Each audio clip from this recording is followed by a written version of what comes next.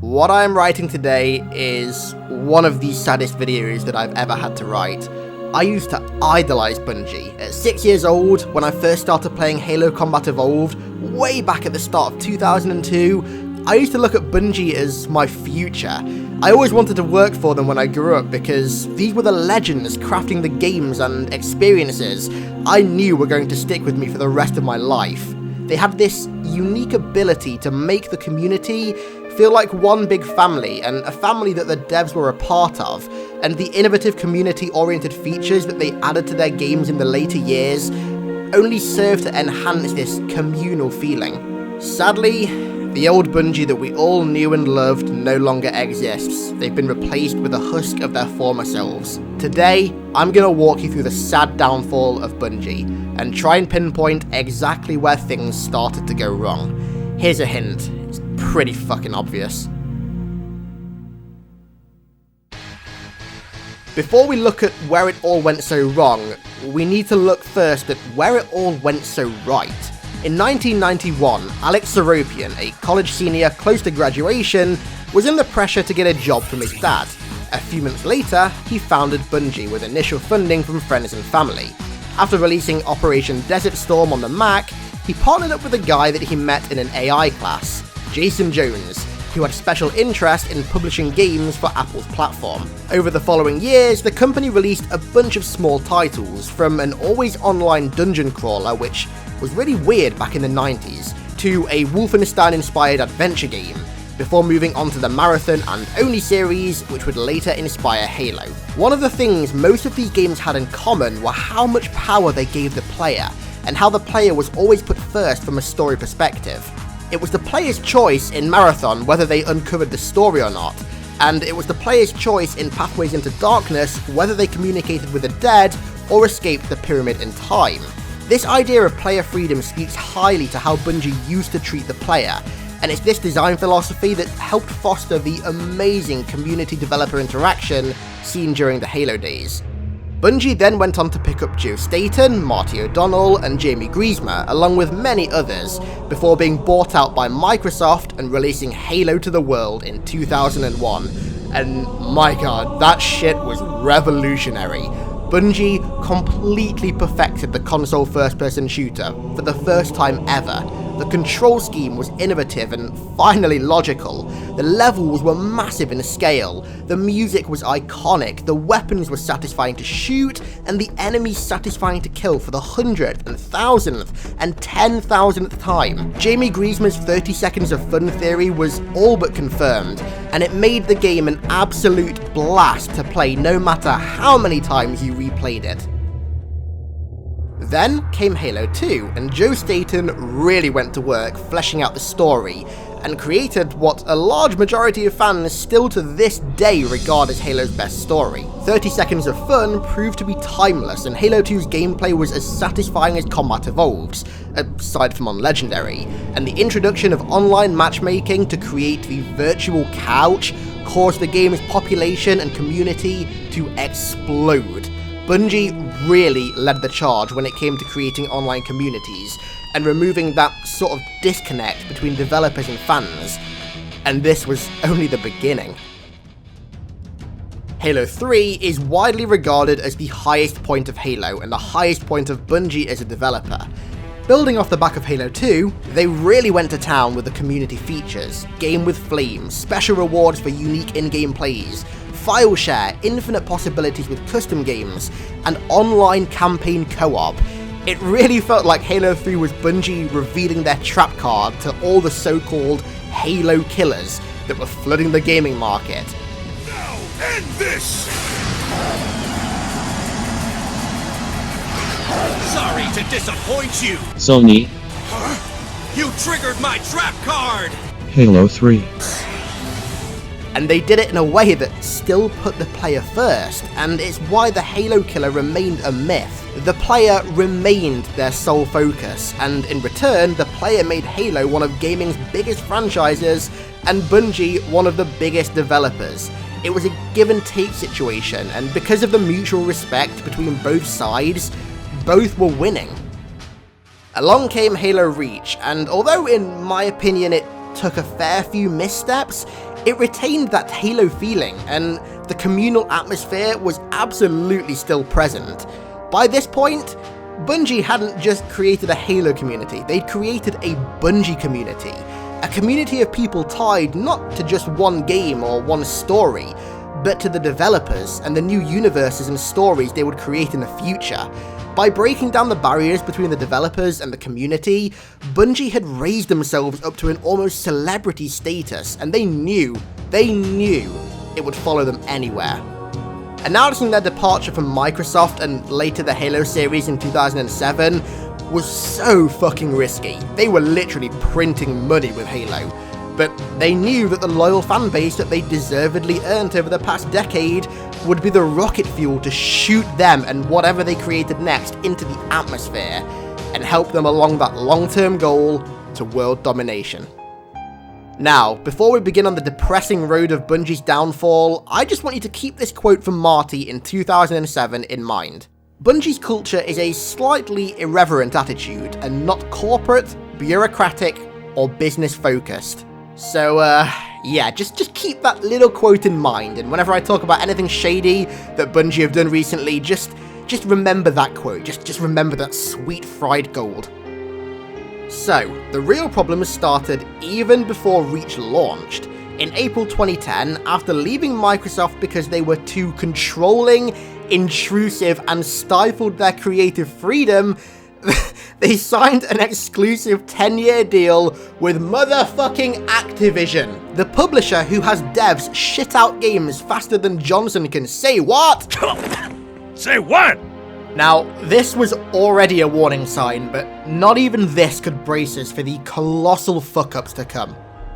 So, in one of many pre-launch fuck-ups, the legend himself, Joseph motherfucking Staten, left Bungie. Sounds weird, right? He'd been working on Destiny's story for probably years now, with a bunch of writers that he himself had hired. Yeah, well, you might just be onto something. In mid-2013, when it came to presenting part of the story to Bungie higher-ups, they shot down his planned story for the game for being too campy and linear, and then proceeded to force an entire story reboot under a year and a half from launch, scrapping the entirety of Joe and his team's work. So years of work by an extremely talented writer was just thrown in the trash, and it wasn't even like it was a long way from launch. They had a year and a half, and in fact they didn't even have that. They probably had nowhere near a year and a half because they'd have to make the story and then pass it along to gameplay teams to work on. They probably had months, a few months at the most, to come up with a better one, which is frankly ridiculous and ultimately prompted Joe to leave Bungie and move back to Microsoft. Remember how I kept saying that Bungie's design philosophy was always to put the player first, no matter what they did? Well, it seems that was always Joe's intention with Destiny. You feel responsible for not just telling an isolated story, but for building a universe that at some point is going to become more the fans than ours. It's going to take a life of its own. The downfall of the design philosophy that made Bungie such an adored success was already in full swing. And as if that wasn't enough, in 2014, before launch, again, Bungie lost another legend, Marty. And they didn't just lose him, they fucking fired him. Jason Jones once said, Marty's pretty amazing. Marty makes pretty much everything we do twice as good, and that makes me really angry because he's just about the only individual who has that level of contribution to the team, but I would never say that to him. So I guess that's one of the many reasons Destiny 1 sucked balls. He'd been hard at work for years on Destiny's soundtrack and was apparently really happy with it, saying it was arguably some of the best work of his entire career. But fucking Activision intervened at the last minute and swapped out his original music with some generic garbage in the E3 2013 trailer, marking the first of their many, many interventions. Marty went on to believe exactly what we all do now. Activision were compromising the trademark Bungie spirit, that spirit that he talked about in 2007, and the one that made them such a lovable, relatable company. Bungie ultimately fired him, but don't worry, our boy got his own back. He won 2 lawsuits against Bungie and got a shitload of money out of them in the process. So 2 major fuck-ups down, and we finally reached Destiny 1's launch. And immediately fans noticed that something was missing, something pretty important to a narrative-driven game. The story. Fuck all happens. Half the characters from the countless trailers are just missing. Entire play zones and environments are missing. A story that pulled you in emotionally or, hell, in any way whatsoever was, guess what? Missing. Bungie had built up a 9-year legacy with Halo of telling beautifully crafted emotional stories that really threw the player into the thick of things and did a fantastic job at relaying the emotions and the feelings of characters back to the player. And here's their first entry in their new universe that they'd spent literally years hyping up, and it was just vapid of any storytelling. It wasn't bad storytelling, it was just fucking empty. And then you realise that they were already marketing the first 2 DLCs over 3 entire months before the game came out. And suddenly, it all makes perfect sense. It was getting painstakingly obvious that the content shown in teasers and pre-release trailers that was very clearly finished was being held back for DLC, and let's be honest, you didn't have to be a fortune teller to predict this. Most people could have told you this the second Activision got their talons on Bungie given their track record. And then we get to the first DLC release, The Dark Below, and it starts off in a fantastic manner. It retroactively locked players out of content that was once available at launch. It literally took a shit situation and just shit on it some more. Implying that things couldn't get any worse at the time made you sound crazy, but my god. And when it came to story content, lo and behold, the DLC included content that was not only cut from the main story, but was already on the fucking disc at launch. Then, guess what? The exact same fucking thing happened again with DLC 2. And then, I bet you can't guess what I'm about to say. The exact same thing happened again with the next DLC, The Taken King, but this time, Bungie somehow managed to make it even fucking worse. So the Dreadnought, which is this massive new play space, along with the raid boss, and presumably the story for it too, could be seen in one of the original Destiny trailers pre-release. This was shit that had been advertised to be in the base game months before it even came out, months and maybe even a year before anybody even knew about the Taken King. And here was Bungie and Activision trying to sell it to you for not just $20, the price of a regular DLC, but $40 fucking dollars. Oh yeah, and it wasn't included in the season pass, as if they needed to kick you in the balls one last time. Can you feel the vice grip of Activision's hand around Bungie's neck yet? It's funny how these predatory and blatantly anti-consumer practices, something Bungie were always vehemently against and proved to be with Halo, never existed in their games until they partnered with Activision. Yeah, it's very funny that, isn't it? It's very funny. But surely, Activision couldn't fuck up anymore, right? Wrong!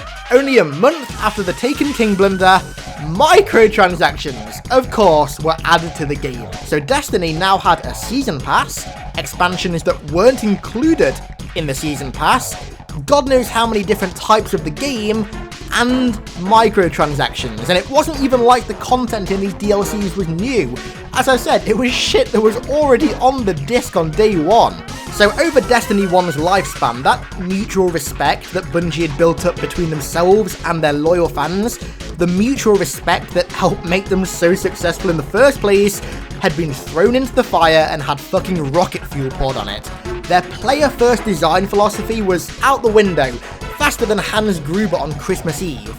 But that doesn't mean that they couldn't bring it back, and Destiny 2 was their chance to redeem themselves. Well, shock fucking horror, they didn't. Granted, Destiny 2 did launch with an actual story this time, and yeah, it was a decent one, I'll give it that, but good lord, if this isn't a prime example of one step forward, 2 steps back, then I don't know what is. All of the content Bungie had added to Destiny 1 over its 3-year lifespan to make it somewhat of a complete, content-rich game was pretty much all gone. But guess which part made the seamless transition over to Destiny 2? Why, the Eververse, of course. Isn't it funny how none of the content with actual substance made it over, but the in-game microtransaction store did perfectly. For the second time, a Destiny game launched with little to no content, and this time it wasn't even built with existing fans in mind. It was so very clearly built to rope in casual audiences, like aggressively so. The endgame was practically non-existent. As soon as you hit power level 305, you were done. That was it, nothing else to do. For a game that's trying to be an MMO, having no endgame after reaching the end of your grind is just fucking backwards. What little endgame content Destiny 1 had, like rolling for different perks on exotic gear, was removed, and a large majority of cosmetics were, guess what, locked behind RNG loot boxes. They'd even oversimplified weapon perks, gear perks, and subclass abilities to the point where there's like next to no unique customizability anymore that can make you as a player stand out. Something that's always been a staple of Bungie's games and granted was there in Destiny 1. Well, consequently, the game's population began on a steep downward spiral that's still ongoing. Clearly that mutual respect is starting to wear off. And now we begin the microtransaction controversies. So the loot boxes in Destiny 2 are called bright engrams, and you unlock them by either buying them with cash or leveling up after hitting max level. Well, it turns out the game was literally lying in your face about how much XP you were getting, meaning you'd have to wait longer to unlock a bright engram, thus leading you to have to buy it with cash instead. And then, when people found this out and complained to Bungie about it, and they were forced to respond, they did so by doubling the XP required to level up, which is like the equivalent of being shot in an existing bullet wound. They took a shit situation again and made it somehow even shitter. But the first DLC was on the horizon, and like before, it could be a good chance for Bungie to sort of redeem themselves. Well, I'll give you 3 fucking guesses what happened next. Not only was the DLC severely lacking in content, but a majority of the DLC's endgame content, the cosmetic content, was locked behind RNG fucking microtransactions. So you had to pay to get access to pay more money to maybe get the stuff in the DLC, or maybe not. That's the beauty of RNG. If Lady Luck isn't on your side, then you can't do a single fucking thing about it. And then, as if it couldn't get any worse, the hits just keep coming and coming and coming. The DLC took things that already existed in the base version of the game, like Trials of the Nine, the Nightfall Strike, and Prestige Raids and Strikes, and locked them behind the DLC paywall. So for the fucking second time, Bungie retroactively locked content available at launch for those who didn't buy the DLC. I can't believe this is actually reality. This seems like some fucking shitty playbook for some corrupt corporation, but no. Welcome to gaming in 2017, ladies and gentlemen. Welcome. This shit is honestly unfucking real, and you can bet your last damn dollar that Activision's intrusive, in-your-face managing is in large part responsible for this. The player-first design philosophy and mutual respect between Bungie and the fans is history now, and their destiny has been tarnished. Marty was right when he said Activision were fucking up the classic Bungie spirit, because the way that he described Bungie culture in 2007 as not corporate, bureaucratic, or business-focused is now the complete polar opposite of reality. So that just about covers it. If you enjoyed this video, for lack of a better word, is this a video that can really be enjoyed? I don't fucking know. If you did though, don't forget to leave a like down below. I would really appreciate you doing so. Thanks a lot for watching, guys, and I'll catch you in the next one.